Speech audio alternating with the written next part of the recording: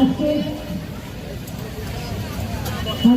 স্বামী বিবেকানন্দের 163তম জন্মজয়ন্তী এবং ভাষা একটি শিক্ষামূলক প্রতিষ্ঠানের 17তম জন্মদিন উপলক্ষে আমরা আয়োজন করেছি এক সাংস্কৃতিক বর্ণোজ্জ্বল সন্ধ্যা এবং আমাদের এখানে পুরস্কার বিতরণ, বার্ষিক পুরস্কার বিতরণ অনুষ্ঠান। আপনারা যারা একটাই অনুরোধ, যারা চলে নির্ধারিত চেয়ারের বাইরে অতিরিক্ত চেয়ার নিয়ে গেছেন তারা দয়া করে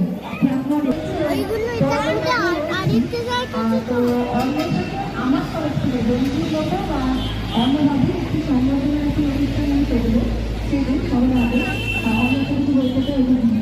সেখানের জন্য পড়াশোনা আরেক রকম, ঠিক আছে? নিজের জন্য পড়াশোনা নাও হাতে নাও, হাতে নাও। অনেক কিছু খেতে পারবে?